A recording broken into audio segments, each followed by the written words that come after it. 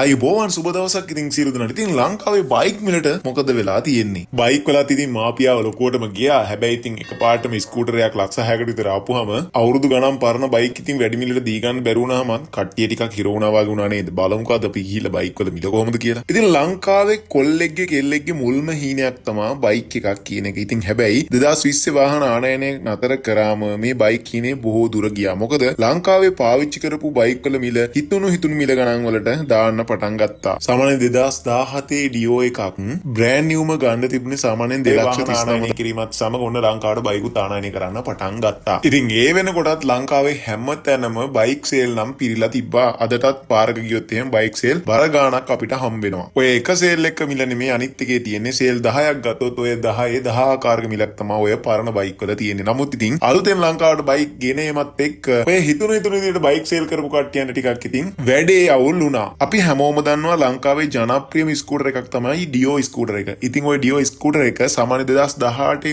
වගේ උඩ එකක් සාමාන්‍ය ලක්ෂ 5න් උඩ වගේ දාන්න ගත්තා. සමහරවක ලක්ෂ 7න් උඩ වගේ දාපු අයත් හිටියා මේ රටේ නැතුව නෙමෙයි. හිතුණු විදියට මිල දාගෙන ලාභයක් ලබා ගන්න සුබ දවසක් ඉතින් ලංකාවේ බයික් වලට මොකද වෙලා තියෙන්නේ? බයික් වල තියෙන මාපියාව ලොකෝටම ගියා. හැබැයි ඉතින් පාටම ස්කූටරයක් ලක්ෂ 6කට අවුරුදු ගණන් පරණ බයික් ඉතින් වැඩි මිල දී ගන්න බැරි වුණාම කට්ටිය ටිකක් හිර වුණා වගේ වුණා නේද?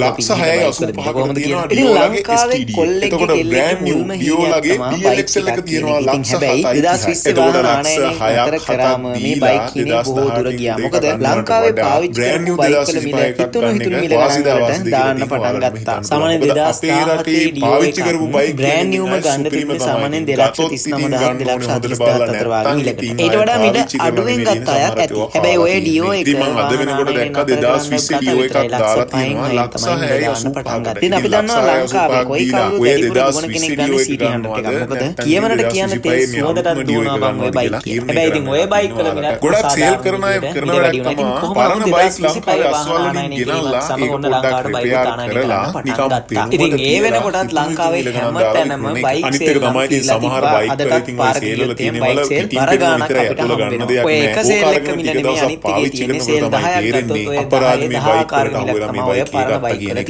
නමුත් ඉතින් අලුතෙන් ලංකාවට බයික් ගේනේවත් එක්ක මේ හිතුණු විදිහට බයික් සේල් කරපු කට්ටියන්ට ටිකක් ඉතින් වැඩේ අවුල් වුණා. අපි හැමෝම දන්නවා ලංකාවේ ජනප්‍රියම ස්කූටර් එකක් තමයි ඩියෝ ස්කූටර් එක. සේල් කරන ඩියෝ ස්කූටර් එක සාමාන්‍ය 2018 වගේ උඩ එකක් සාමාන්‍ය ලක්ෂ 5න් උඩ වගේ දාන්න ගත්තා. සමහරවල් ලක්ෂ 7ට උඩ වගේ දාපු අය ගියා මේ රටේ නැතුව නෙවෙයි. හිතුණු විදිහට මිල දාගෙන ලාභයක් ලබාගෙන ගියා. බයික් එකක් තමයි මේ CT 100 බයික් එක. මේකේ 2018 වගේ ඒම මිල ගණන් වලට දැන් ඔය පරණ බයික් උපනගන්න බැරුව තමයි සමහරු ඉන්නේ. 2018 මේකේ අලුත් බයික් එක ගෙනවා. ඉතින් මේ බයික් එක ගන්නවා නම් සාමාන්‍යයෙන් ලක්ෂ 6යි ලක්ෂ 6.85කට තියෙනවා ඩියෝලාගේ ST. හිතන්නකො සාමාන්‍යයෙන් බ්‍රෑන්ඩ් නිව් ඩියෝලාගේ DLXL එක තියෙනවා ලක්ෂ 7යි.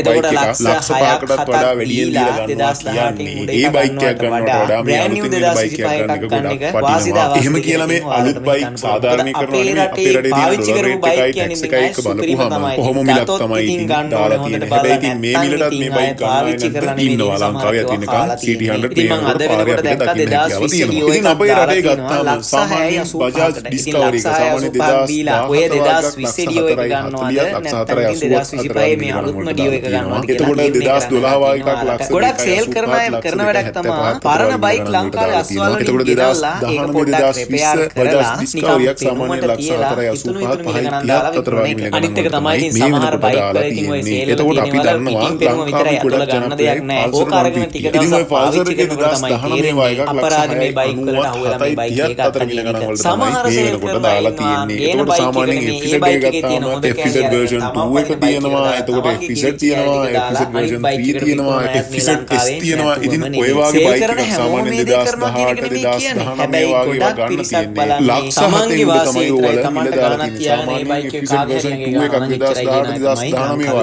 සාමාන්‍යයෙන් ලක්ෂ 8යි 35යි ජනප්‍රිය බයික් එකක් තමයි මේ CT 100 බයික් එක. මේකේ 2018 වගේ එකක් සාමාන්‍යයෙන් ලක්ෂ 4යි 95යි 10ක් අතර මිල තමයි දැන් දාලා තියෙන්නේ. එතකොට මේකේ අලුත්ම බයික් එක එනවා. ඉතින් මේ බයික් එක ගන්නවා නම් සාමාන්‍යයෙන් ලක්ෂ 6යි 37යි 925 තමයි. හිතන්නකො සාමාන්‍යයෙන් 2018 වගේ බයික් එකක් ගන්නවා සාමාන්‍ය අවුරුදු 7ක් විතර පරණ බයික් එකක් ලක්ෂ 5කටත් වඩා වැඩියෙන් දීලා ගන්නවා කියන්නේ. ඒ බයික් එකක් ගන්නවට වඩා මේ N160 සාමාන්‍යයෙන් ලක්ෂ 9යි.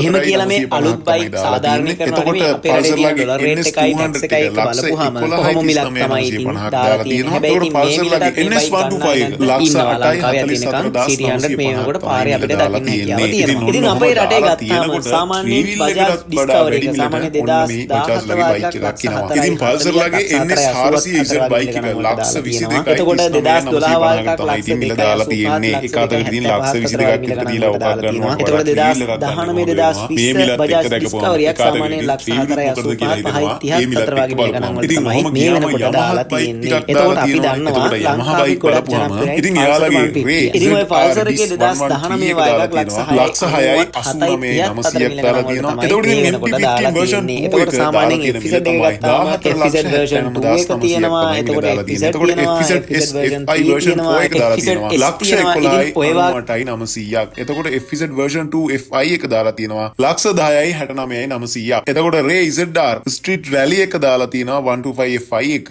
ලක්ෂ 8යි 54900ක්. එතකොට ඉතින් Ray ZR 125 FI එක 8 ලක්ෂ 24900ක් දාලා තියෙනවා. එතකොට Ray ZR Street Rally එක ලක්ෂ 7යි 10900ක් තමයි දාලා තියෙන්නේ. එතකොට මොකද වෙලා තියෙන්නේ? බයික් වල තියෙන මාපියාව ගියා. හැබැයි ඉතින් එකපාරටම ස්කූටර් එකක් ලක්ෂ 6කට විතර ආපුවම අවුරුදු ගණන් පරණ බයික් ඉතින් වැඩි TVS ලගේ රයිඩ් බයික් එක EFI 125 එක සාමාන්‍ය මිල දාලා තියෙනවා. ඉතින් ලංකාවේ කොල්ලෙක් යාලා මිල දාලා තියෙන්නේ. ඉතින් TVS Ntorq එක හැබැයි 2020 වාහන ආනයනය නතර කරාම මේ බයික් කිනේ බොහෝ දුර ගියා. මොකද ලංකාවේ පාවිච්චි XL 100 එක ඇවිල්ලා තියෙනවා. ඉතින් හිතුණු මිල ගණන් වලට දාන්න පටන් ගත්තා. සාමාන්‍ය 3,99,900යි. ඉතින් ඔන්න ඔහොම මිලක් තමයි අලුත් බයික් වල මිල දාලා තියෙන්නේ. ඉතින් මම මේ ඊට වඩා මිල අඩුවෙන් ගත්ත අයත් ඇති. හැබැයි ඔය ඩියෝ එක වාහන ආනයනය නතර කරන්න ගත විතරයි ලක්ෂ 5යි තමයි මිල දාන්න පටන් ගත්තා. ඉතින් අපි දන්නවා ලංකාවේ කොයි කවුරු වැඩිපුර දුර කෙනෙක් ගන්න CT100 එකක්. හැබැයි කියමනට කියන්න තෙල් සුවඳට දුවනවා බං ඔය බයික් කියන. හැබැයි ඉතින් ඔය බයික් වල මිලත් මගේ යාළුවෙක් හිටියා එයා ගත්තා ඉතින් කොහොම නමුත් 2025 වාහන ඔය බයික් එක 8,39,000කට මිල දාලා තියෙන්නේ. එයා ඉතින් ලෝන් එකක් දැම්මා. ඒ වෙනකොටත් ලංකාවේ හැමතැනම